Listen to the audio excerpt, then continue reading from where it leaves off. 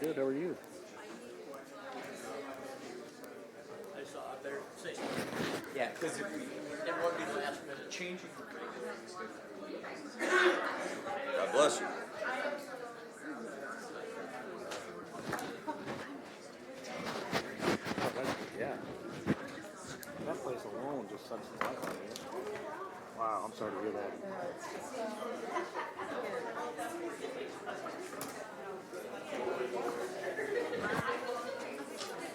It's a lot.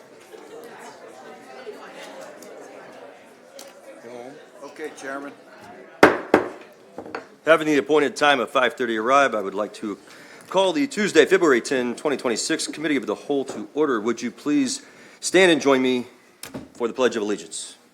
I pledge allegiance to the flag of the United States of America and to the republic for which it stands, one nation, under God, indivisible, with liberty and justice for all. Mr. Clerk, would you please take the roll? Alderman Cox. Here. Alderman Gregory. Here. Alderman Williams. Here.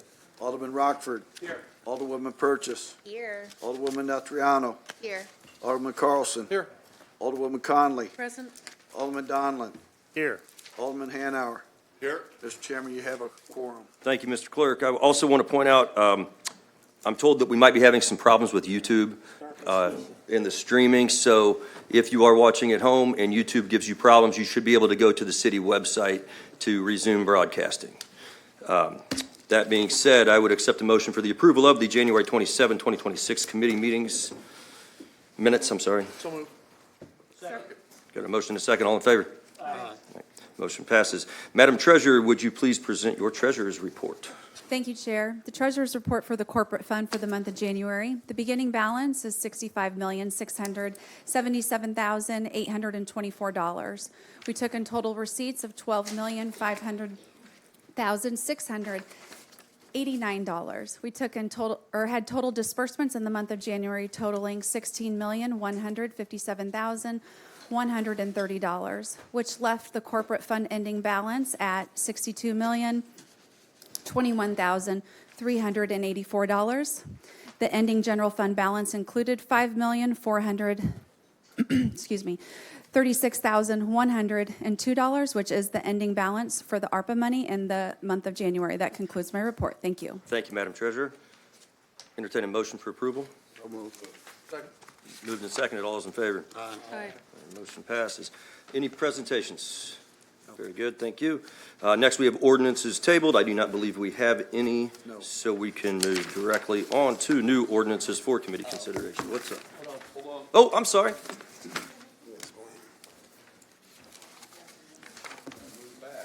Yeah, you got to holler quick. Good evening. I'm here to talk to you about some of the activities we have going on during February, during Black History Month, and I've passed out like a 4-page flyer that kind of details it. We have got book displays and youth services. Each Saturday we have a take and make craft, and the Sangamon Valley collection. We have a People's National Bank exhibit that's curated by Mary Francis throughout February. It is the first integrated bank downstate. We also have in Sangamon Valley collection different Black history collections highlighted, including local Black newspapers that are discoverable in this department.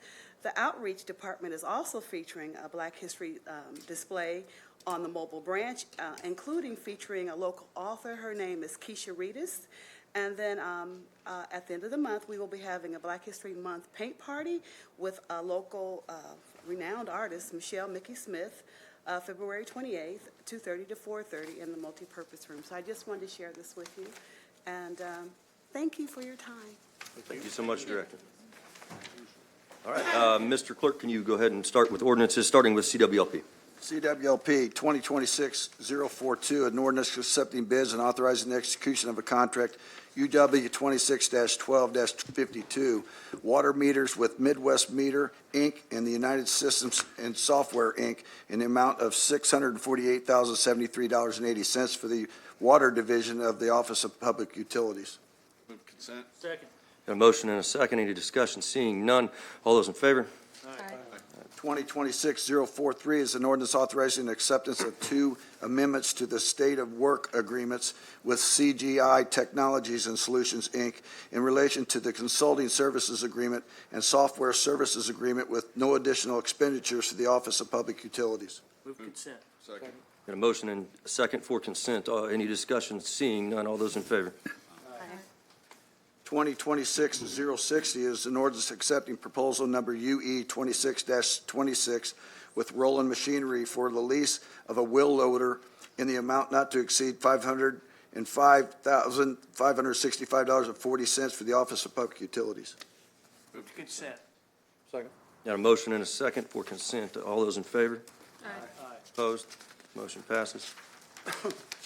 Public Works, 2026-044 is an ordinance accepting bids and authorizing a renewal of a contract number PW 24-31 with Evans Cartridge and Landscaping Disposal Services from April 1, 2026 to March 31, 2029, in the amount not to exceed $2,555,729 for the Office of Public Works. Move consent. Second. Got a motion and a second for consent. Any discussion? Seeing none, all those in favor? Aye. 2026-045 is a resolution for temporary closure of a portion of Illinois State Route 97 and 29, Jefferson Street from 9th to 5th Streets for the St. Patrick's Day Parade on March 14th, 2026 for the Office of Public Works. Motion for consent. Second.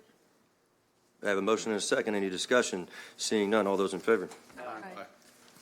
2026-046 is an ordinance authorizing execution of an annexation agreement between the City of Springfield, Illinois, and David Kim Yokas and Donna Beeman for the property located at farmland at the northwest quadrant of I-55 and Exit 90, Toronto Road, for the Office of Public Works.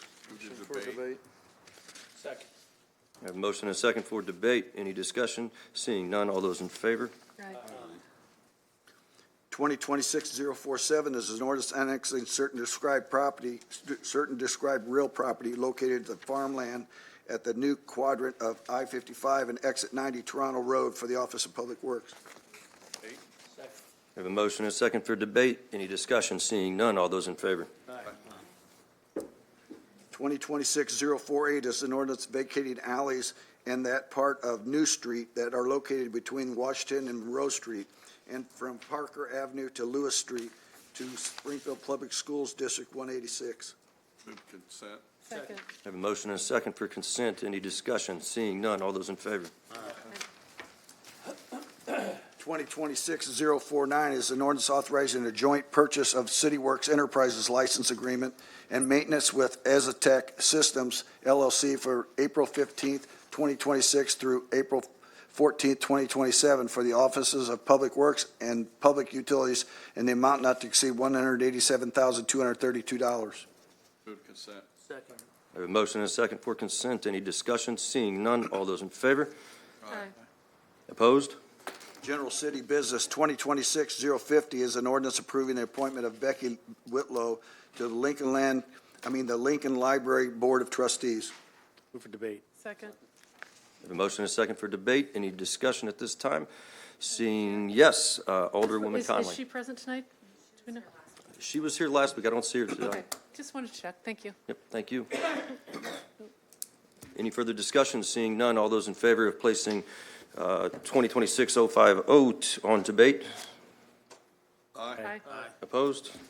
2026-051 is an ordinance authorizing payment in the amount of $65,370, excuse me, to Matthew Fuchs, a former city employee, CWLP Lake Services Maintenance Foreman, for settlement of workers' compensation claim number 25-WC-003653. Move consent. Second. I have a motion and a second for consent. Any discussion? Seeing none, all those in favor? Aye. Aye. 2026-052 is an ordinance authorizing payment in the amount of $72,536.70 to Alfred Todd Hazelwood, a former City of Springfield Public Works lead foreman, for settlement of workers' compensation claim case number 25-WC-017832.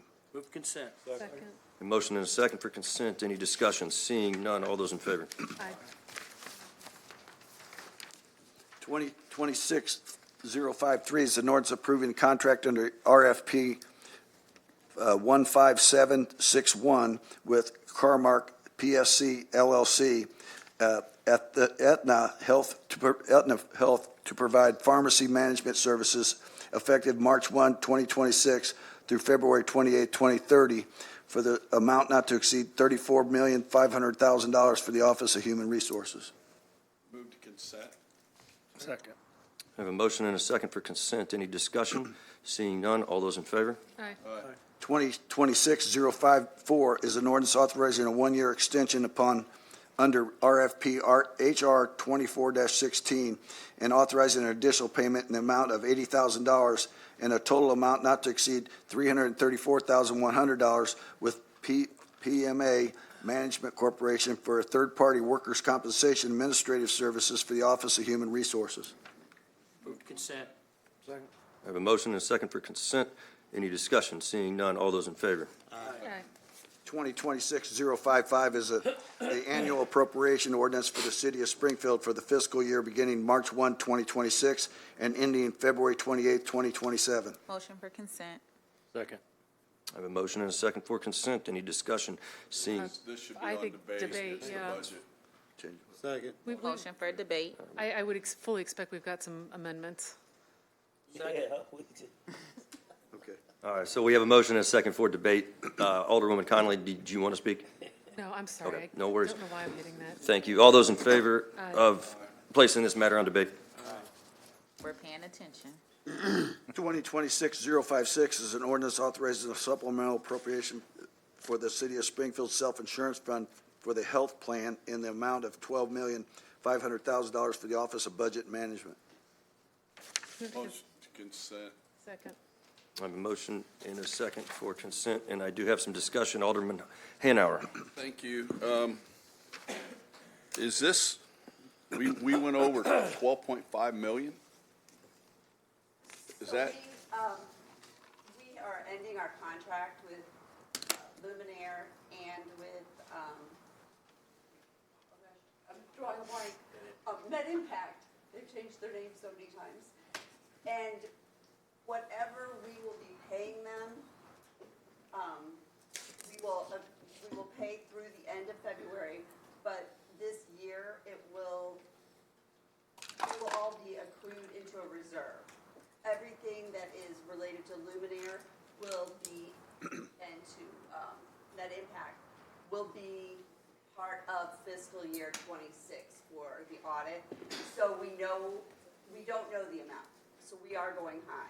But we Right. won't be coming back to council to ask for more funds for the self-insurance fund.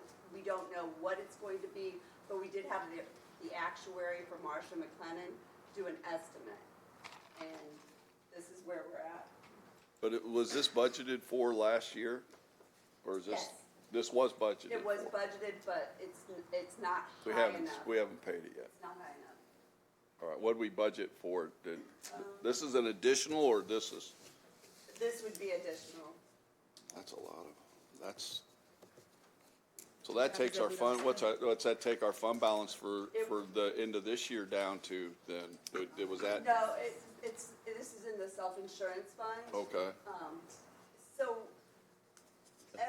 so normally that is not all moved back. right, We do an estimate, a reserve estimate. right. This one, we are going to know every single claim that is related to Luminaire or Okay. Impact, and will be moved back for the audit. Okay. All right, thank you. Anything further, Mr. Hanauer? No, I'm good, thank you. Thank you. Alderman Rockford. Yes, budget directors, will we recoup any of that money? I mean, whatever we don't? Oh, yeah, it won't be spent. Okay. Anything that's it'll be extra. Okay. This is just going to be a. Just to cover. Budget, it's just to Gotcha. cover any of the entries that have to be. Thank you. Thank you, Chair. Thank you. Any further discussion? All right, the motion is to place 2026-056 on consent. We have a motion and a second. All those in favor? 2026-057 is an ordinance authorizing supplemental appropriation for the City of Springfield Self-Insurance Fund for workers' compensation in the amount of $958,856 for the Office of Budget Management. Move to consent. Second. I have a motion and a second for consent. Any discussion? Alderwoman Notriano. Yep, I just have a general question. Is this, so what does this bring our total spend to for workers' compensation? A giant number. Our original budgeted amount was 600,000, and this would be an incremental piece to a supplemental. So an additional, Yes. okay. And this is a question I probably should have asked earlier in my tenure. Who handles risk management at the city? Is that handled through Corporation Counsel? There's three pieces to that. So we have PMA, which handles our active claims that are ongoing. If there's a case file that's going to go to workers' compensation arbitration and be before an arbitrator, we hire outside counsel to do that. That's Livingston Mueller, which is Ken Bima and Bob Mueller. And then I work in conjunction with them to approve settlement amounts to go through those claims or to decide whether or not to take it to trial. Okay, and then budget-wise, how does this compare to previous budget years' spending?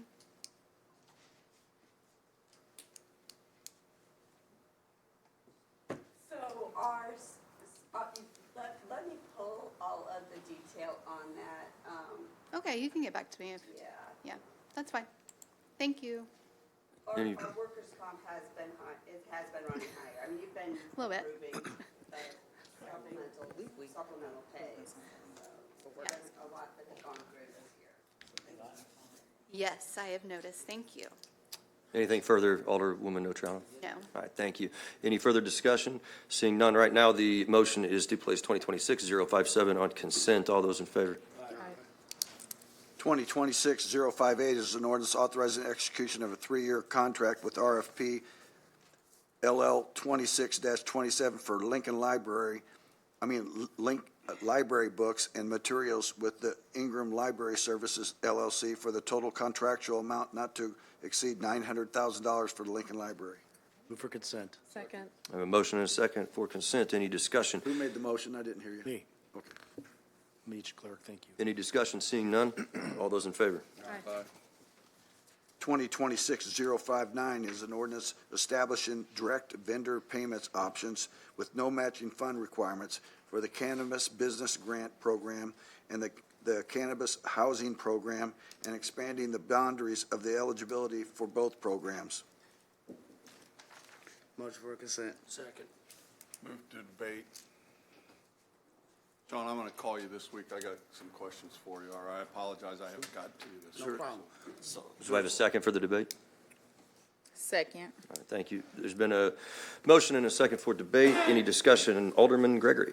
Yes, so I just want to touch on, so this ordinance here, it addresses our cannabis business program and our cannabis housing program by just making them more accessible, equitable, and impactful for Springfield residents.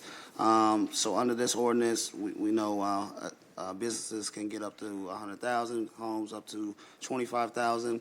It also includes some lead pipe provisions for houses that may be in areas that don't have incentives from CWLP. And, you know, I credit Director Riesling, Director Miss Amy, you know, through just general conversation on that topic there. I personally have looked at, you know, all of our cannabis grantees over the years, and there's about 35 of those, and, you know, per my count, approximately 24 of those are doing well. Some are thriving, new standalone businesses that have employees, while others have expanded and improved their existing operations. This program works. It grows businesses, revitalizes neighborhoods, and strengthens our community. I couldn't speak on this ordinance without speaking on now Senator Turner and our partnership in this particular grant. And, you know, I've carried our conversations and our visions forward, and I want to thank my colleague, Alderman Williams, who should be a sponsor on this as well, who worked as an equal partner on this updated version. by expanding eligibility, enabling direct payments, and supporting public health, things like lead pipes. This ordinance removes the barriers and invests in the future. I also thank my colleague, Alderwoman Purchase, for her work and her suggestions and her opinions on this very fund, as well as Alderwoman Notrano. I did place a call to Alderman Rockford as well, and I welcome your call as well. I didn't, I know, I guess I'm supposed to call all 10. I'm going to keep working at that, but I did reach out to as many people as I could to gain, as well as, I appreciate, touching base from Alderwoman Conley as well. So I appreciate that. I'm always open to conversation and listening and taking advice as well. Thank you. Thank you, Alderman Gregory, and then we have Alderman Donlin. Yeah, thank you, Chair. And I first took a look at the actual ordinance earlier today over lunch, and my question is, and I don't have a problem with the boundaries, but can you talk to me a little bit, I guess it's primary sponsor, Alderman Gregory, I even got out Google Maps and kind of looked at and it makes sense, but explain to me like the difference between, was it wards 3 and 4, or excuse me, 2 and 3 before, and now it just kind of squares it off, so to speak? Is that the... Yes, sir. So originally we drew it around the very worst parts of Ward 2 and Ward 3. And over the 8 years, as I said, there's about 10 different businesses down 11th Street. Buildings have been absorbed. And there were some areas that, hindsight is always 20/20, that we probably should have thought about. Pillsbury going north is one of them. Going south near the strip mall is another one. Harvard Park area is another one. Al's Park area is another one, which I share and border with Alderwoman Notrano. And certainly downtown, which I share with Alderwoman Purchase, is all areas of need, going all the way to the north side. I was very thoughtful in this process.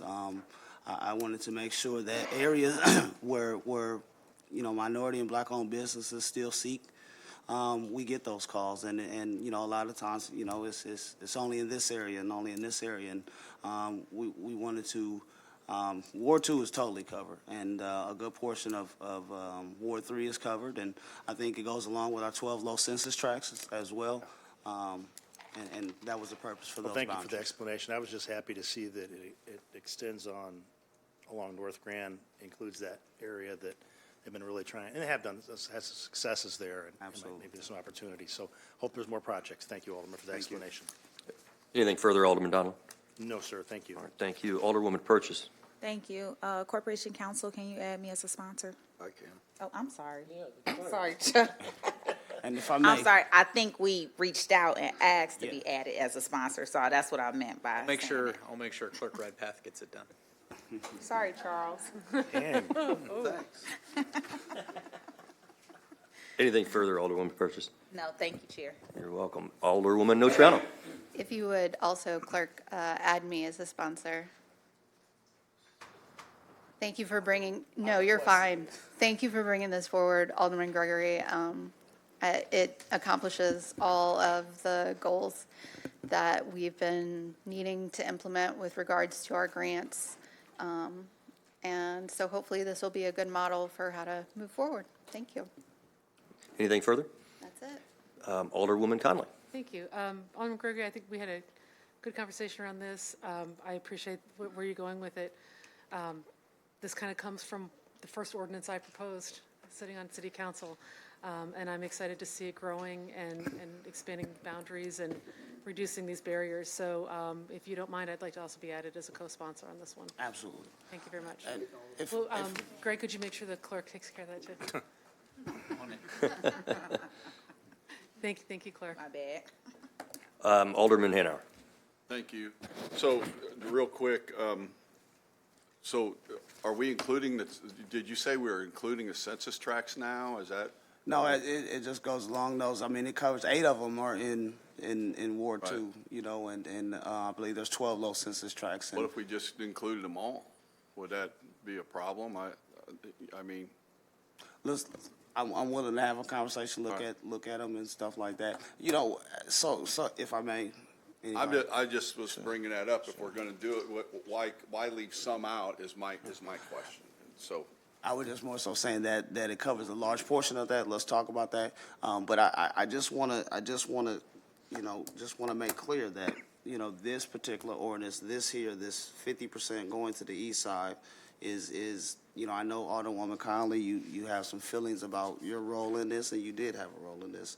But this particular ordinance, that I have from Corporation Council is an ordinance that me and former Alderwoman Turner, signed off on and produced. Absolutely, were you helpful in that? And when this all came along with boundaries and things of that nature, for sure, there's no question in that. And we worked very hard over the years to reduce those boundaries, and we're thankful for that. But I couldn't sit up here and say that this particular portion of what we're doing for the east side,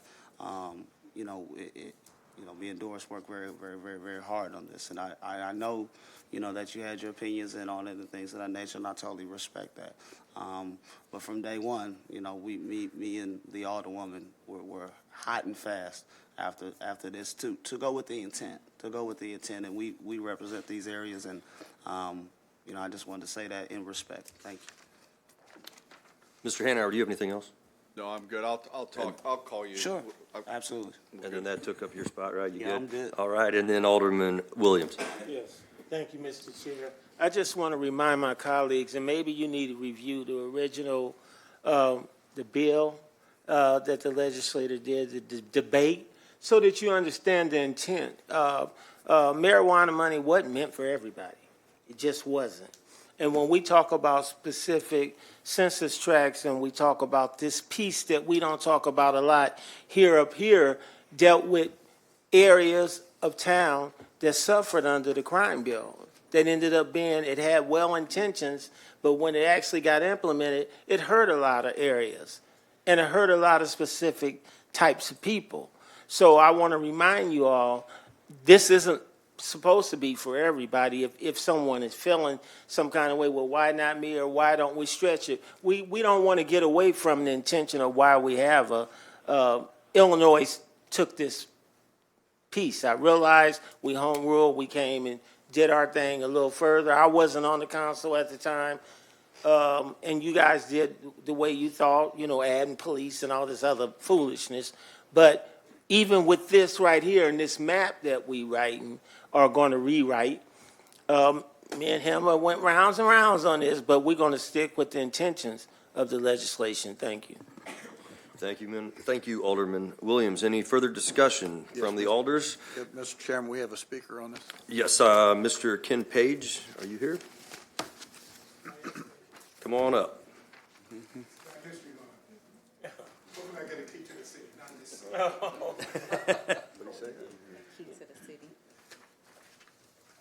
Good evening, Mr. Chair. Good evening. Thank you for allowing me to speak. Cannabis grants should be aimed at supporting social equity, applicants and communities affected by the war on drugs. That was the purpose. This resource should connect individuals and communities historically impacted by cannabis arrests. Oftentimes, we develop ordinances and put together what we think works best for the city instead of what works best for applicants and citizens. What works best for the city is not always what works best for applicants and citizens. Barriers. Barriers are put in place to prevent access. That's what barriers are for. Barriers should never be used, either knowingly or unknowingly, to prevent access by the citizens to services, programs that are intended to help them. A common barrier by applicants in disadvantaged areas is access to capital to cover matches on grants, reimbursement requirements that are often required by cities and municipalities. There are safeguards that this city can put in place if they have a concern about where the money is going and how the money will be spent. And I do agree with the direct payment to vendors. I think that's a very important piece to have. I like that. I would like that personally for myself, because I don't like that, going through it, all of that. It is my hope that this city council will continuously look at grant programs that you administer and ask the question, are they a success? Are they being utilized and applied for by the intended audience? Removing barriers makes Springfield a better place to live, and I thank you for your consideration. And oftentimes, when they remove barriers that have been put in place by man, the ones that those barriers were intended to be removed for, oftentimes I find myself the barriers that they removed on city sidewalks coming from the street onto the sidewalk, they are convenient not only for the persons that needed them, but for us as well. And those ramps that they make into those buildings, I see more people using those that used to use the steps. But those were, at one time, were barriers for people that needed those ramps. I oftentimes use ramps as well. So I appreciate this, and I do support, and I strongly, wholeheartedly agree with this ordinance. And I hope each of you in this city, around this horseshoe, consider that. And consider those opportunities that communities, disadvantaged communities, should receive and are not receiving. So it's something that the city should look at, and the Office of Economic Development should look at those and make sure that those barriers do not exist in 2026. So thank you, and I have 1:33 seconds that I will yield, Mr. Chair, to anybody else that need that 1:29 seconds. All right. Thank you. Thank you, Mr. Page. Thank you. All right. Any further discussion from the alders? At this time, the motion is for 2026-059 to be placed on debate. All those in favor? Aye. Opposed? Okay. Any further ordinances, Mr. Clerk? No. Thank you. Moving on now to unfinished business. Is there any unfinished business to come before the council this evening? Or the committee, rather? Alderwoman Notrano. Thank you, Chair. I would just like to let everyone know that another week has gone by and another Ward 6 resident has contacted me regarding a water line break that they are going to struggle to figure out how they're going to pay for the repair of said break. We, as a city, need to consider that there are folks all over the city who need financial assistance. And this, well, going back to the marijuana money, that little pot of money is not going to fix all of our ills. We have people who are living paycheck to paycheck all over this city. You hear it in national news stories. People have a hard time coming up with $400 for an emergency, much less $6,000 to replace a water line. We, as alder people, need to look at the budget and look at our priorities. The water lines are going to continue to break in the older neighborhoods, and going to continue to need to be replaced because of lead service lines and so on and so forth. So I'm just going to be here every week reminding you of my residents who are struggling with our crumbling infrastructure and being forced to shoulder burdens that, you know, they're unable to shoulder, frankly. So, thank you, Chair. Thank you. Any further unfinished business? Seeing none. Any new business?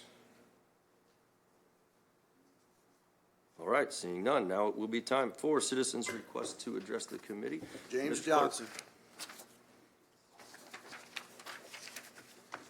Sorry about that loss. Son of a... We lost. At least you're wearing it proud. Yeah, I'm still gonna be proud about it. Every month, It's Black History Month. And I want to piggyback, even though my team lost, we lost to a great team, but that ain't why I'm here. I'm here about last week. And to my alderman, Ward 2, I appreciate the fire. I appreciate how you stand up for us. You keep doing it and don't be apologetic about it.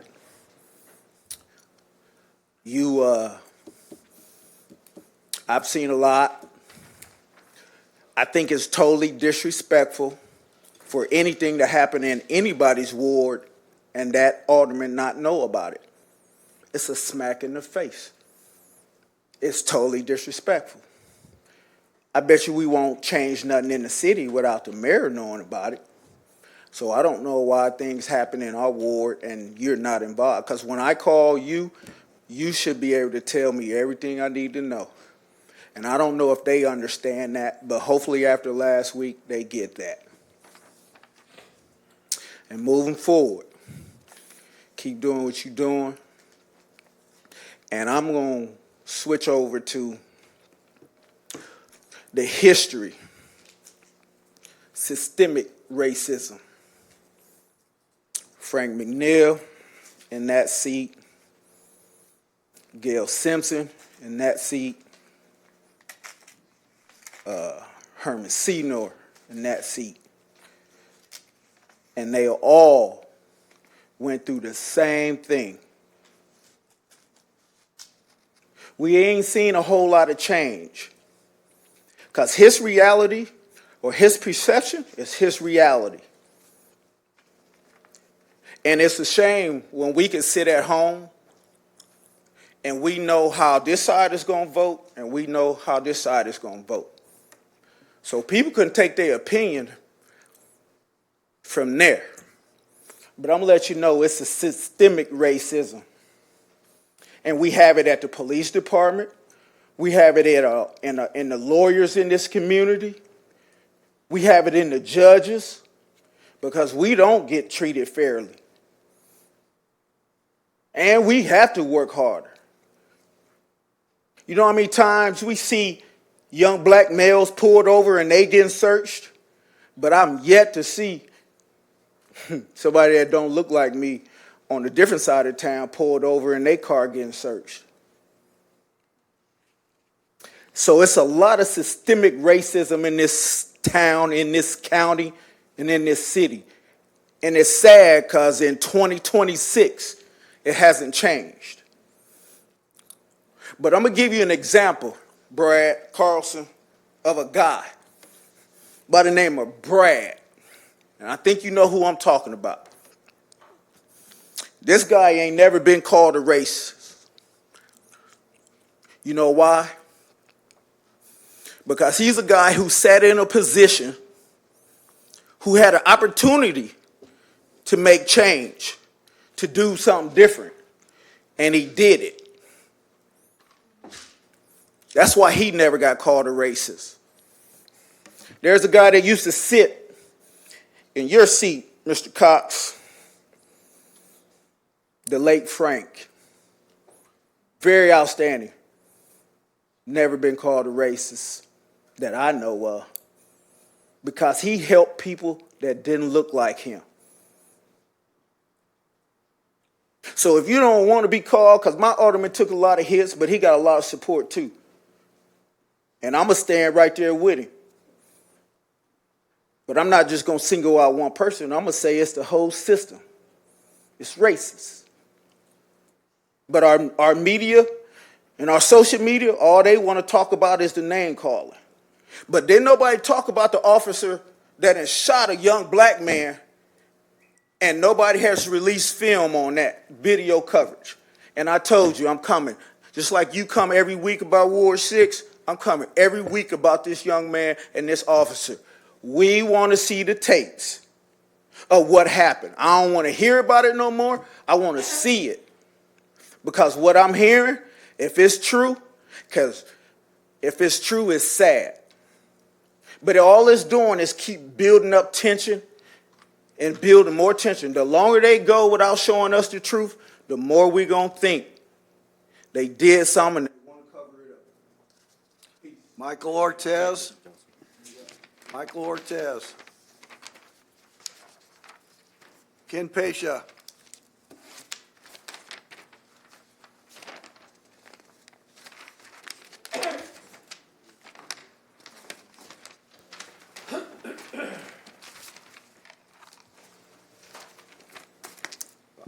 How's everybody doing tonight? Good. He had me fooled there for a second when he called Ken Page earlier. I was like just right at the end of that last name. I was like, wait a second. I didn't think I got specific this week, but I always love to see Ken. I do want to talk about the budget. We're facing a pretty significant amount of our corporate fund balance being used to pay for the budget. So when we talk about things like SSGA and the value they actually return on what they're doing, it's pretty important to add those metrics like Sean offered. I mean, we're looking at a huge deficit. $19 million left by the end of 2027 out of a corporate fund balance of $71 million. Does that sound fiscally responsible to anybody? It doesn't, does it? And the problem is it's only going to get worse. This isn't just laid at the feet of the mayor. I'm not blaming Misty alone. And that's not even to blame the current administration. But when you look at things like our cannabis grants, where's some of that money go? Police pensions. Anybody looked at that actuarial table? It's going to be, it's significant. And it's only going to get bigger. And I have news for you. The legislature in Illinois, because I will say that, the mayor was like, well, hopefully they do pension reform. It's not going to happen. You think the police unions are going to allow that? Absolutely not. Our governor wants it fully funded by 2048, so that's probably what's going to happen. Because I'm sure you guys have dealt with the unions before, right? They had a lot of fun. Is that why we gave them a $12 million increase in the budget? A 21% pay increase for the police 2 years ago? For what? What are we seeing in significant returns for that? And that's not picking on them, but it's the question of we're spending all this money. That's why we get upset when you nitpick insignificant amounts of money. You guys are handing out $500,000 to a place that, imagine if during the 1 in a million or Better Life, Better Living for Kids, imagine if they just walked out in the middle of the discussion. I mean, just imagine that. How would the people that were upset with them and questioning them and checking through every fine detail, how would they have felt if they just been like, I need a minute, I'm out of here? And then when they came back, they sat down like they weren't a part of the discussion. I'll let you guys work that out and get me my money. That is disrespectful to the council, and it is a different level of scrutiny applied to way less significant amounts of money to people who have significantly less access to the changes in business, residential development, business asset access, licensing. SSGA advertises itself as the kind of place where you can get in with the people who can get you where you need to be. Is that why they offered 1908 a separate little business group? Is that why they gave them that $50K to go away instead of doing what was asked and giving them direct access? And that is not a shot at 1908. I love what Dominic is doing. Their business work and the classes they offer and the outreach they do is significant, and it makes a massive difference on the east side. So why shouldn't they be a direct part of SSGA? That's a fair question, and it's the kind of thing that McCready felt like he needed to sit down for. Like that was a discussion he didn't have to be a part of. Why not? You're a huge developer in this area, right? Billions of dollars you've brought here. But where did you bring them? For who? Who do you allow access to a long and well-known list of businesses and business owners and all the connections that those offer? Because when we talk about the kind of residual effects about what that cannabis money means, that's my skin in the game. That's where I get personal about it. I was terrorized by the war on drugs, guys. You can go look up my record. I've gotten some of it cleared. Thank you, Clean Slate Act. Never failed a background check. Lucky for me, though, I had family that would pay for some good lawyers. Significant amount of the generation of people I grew up with are still locked up over those drug charges. I'm not seeing a little bit frustration inducing to imagine that the money that's supposed to remunerate people like that grew up in my tract, that extension will affect. That money goes to pay for the very same people who used to terrorize us. And I got pulled over 43 times in a 3-month period. One charge. I mean, that's the kind of thing where when you think about where this money goes, maybe you should ask questions of the people who are really needing those questions asked, not just people who need some help. Thank you. Thanks. Thank you, Kim. Tamika Seymour. I'm sure I'll be back. You will.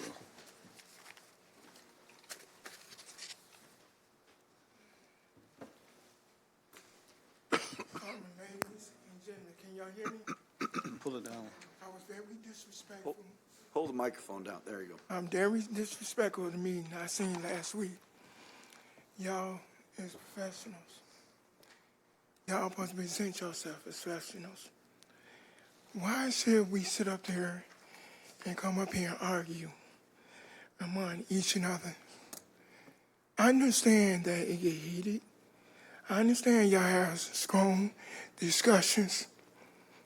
But what I seen last week, disgusted me. Literally made me angry and mad. And I know better.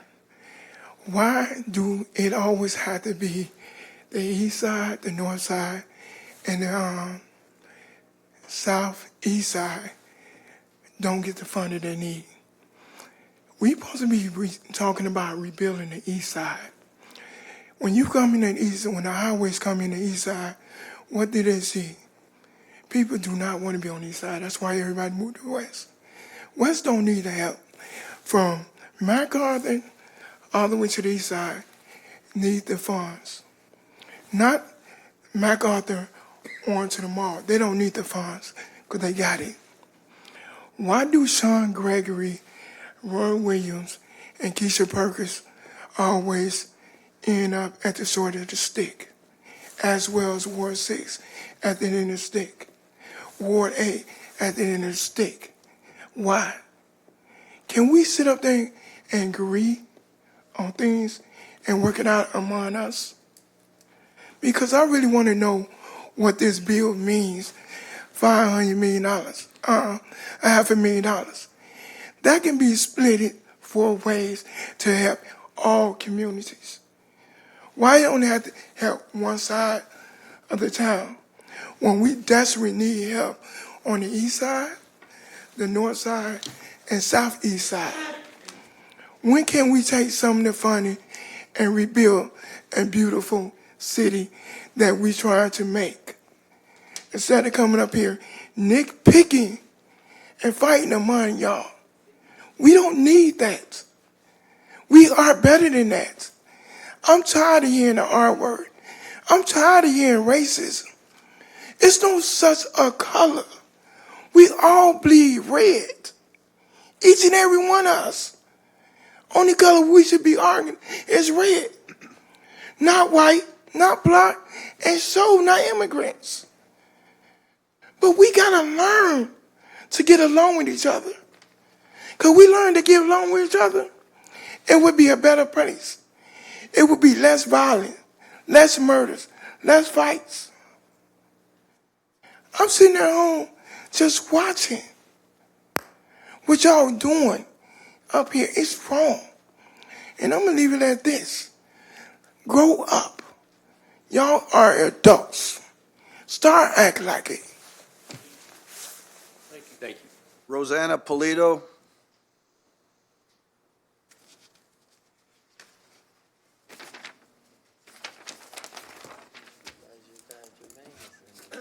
Thank you. I was going to start out by addressing Alderman Williams, but I guess I need to address you. That's correct, yes. So I want to tell you my feeling last week after I saw Roy Williams share very eloquently. His speech was captivating, powerful, articulate, persuasive. There was such clarity in his message. Sitting at home watching, It was complete and concise. As a taxpayer, I feel as though I was educated and I got to understand more fully the problems that are trying to be solved here. So I'm very thankful because I learn from you folks. But I want to address this matter. I cannot go to work and be mean-spirited and use derogatory words. I would be reprimanded or fired. So my question on this is that I'd like to address is I don't understand why I have rules up here. I like them. I need to be cordial. I need to be kind and not use, vulgarity or whatever. So I have those rules. But I don't understand the so-called privilege that aldermen feel that they have, that they can just do whatever they want and say, well, that's the way I am. What if I stood up here and called you all kinds of names and said, well, that's just the way I am? No, you would take me out of here. I would be reprimanded and probably asked not to come back. So I don't understand in the official capacity that you can call a coworker a racist. Again, I would be fired at my job if I did that. But I don't understand that there's no pushback from all of you elected officials. Above that, I believe to me, it feels abusive language and behavior, and it makes the city council chambers a dangerous and intimidating place to be for both citizens and employees to be abused. This whole situation, as far as I'm concerned, is scandalous.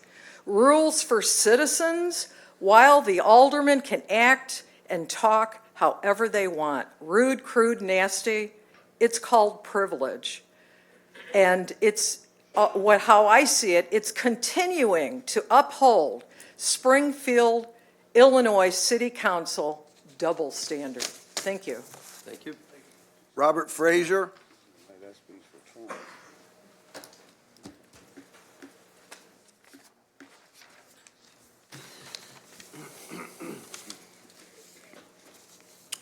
Good evening. January of 26 this year, just want to report the numbers that we have with our Clean Slate laundry program. We serviced a total of 3,293 folks. 56.7% of them were adults, including 7.7 of them were veterans. 42.6% of them were children under the age of 18. Average salary for the adults was $461.65. Our ethnicity report is 63% were black, 33% were white, 4% other. 19.2% were elderly. We serviced over 34,199 loads of laundry.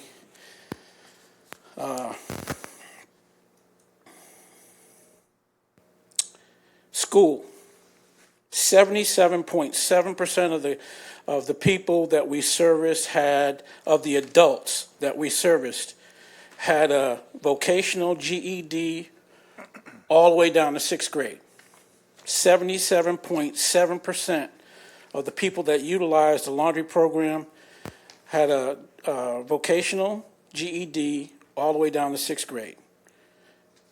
College, some college to four-year college represented 22.3. 12.8% of those maybe went to school for a couple of weeks or a month. Sides of Springfield. North side represented 24%. South, southeast, east, 66.9% of the people that lived in those areas utilized the program, and 9% from the west side. I heard a lot tonight about budgets and things like that, and, I've been around the business industry for a while, and I want to thank the city of Springfield, the mayor, for assisting our program, police department, everybody kind of stepped up and did what they could. We're going into another year, and I still live and work every day in a socially and economically depressed part of our community. I know we're trying to do more on the cannabis side for our areas, but depression is not going away. I see the budget and incomes and salaries going up as they should, but poverty is not sustainable either. We can't continue on the same route and do the same thing. We're going on our third year of this program. In a few months, we'll be at 3 years. God knows how we did it. But we are doing something different that has never been done before, and we believe that we're helping people with their dignity and respect, and we just need to do more. We just need to do more. We need to find more ways to support people to support themselves so that they can get jobs and things like that, so that they can support their families and feel good about themselves. And we can do it. Out of the 56.7 or 1,868 adults that we utilized, that we helped, we believe through our program, about 50 or 60%, about half of the adults that we deal with need jobs. In most cases, they don't have any idea how to get the job, nor how to keep it when they do get it. We work on those things daily with these people, working through applications, working through soft skills, working through making them understand that the commitment to do better is a commitment just that. They do make the commitment to at least come in and help themselves get cleaned up. That indicates to me that they have the desire to want more for their life. And we need to support them as best as we can. We're committed. We're still going to be doing hard work every day. I'm thankful for everybody that has supported us last year and through, up to this date. We're working hard, and we thank you. We look forward to our continued ability to work together as we try to change the narrative of our community on the east side, or two, and so that we can be a shining light. Thank you. Thank you, Mr. Treasurer. Alderman Williams? Yes. Robert, I just want to thank you because you don't have to do this reporting that you're doing. We give a lot of groups a lot more money, and I think you may have got a minimum amount of money one year, and yet you continue to come back and give us this breakdowns of this money. This is a good example of what we're asking the people who just, in their arrogancy, and I'm not just talking about Growth Alliance. We got several groups. They come yearly, they ask for this money, and then we don't hear from them. I think we should, and I think you're setting the tone and the example, and our colleagues need to be paying attention. That's all we're asking. If you're going to come annually and ask the city for money, come and give us the quarterly report. Break it down, because we learn from this. We can see. Animal control have no idea. We just give money every year. SGA is going to start. Okay, kids, them, who knows? I hear they do a good program. But these kind of groups, if you want the money and you're going to put in the money and we're going to approve the money as a council, at least they should do what you just did. And this isn't your first time doing it. That's all we be asking. That's all I have to say. Thank you, Chair. Thank you, Alderman. Any further? All right. I'll entertain a motion. We're going to not want to adjourn. We're going to want to wait 2 minutes and then have our public hearing on the budget. Oh. Very good.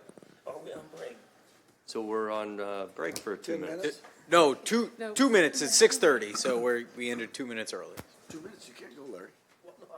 Oh, it starts at. So we're recessing for 2 minutes. Oh, right. Now 1 minute. For 1 minute? 1 minute.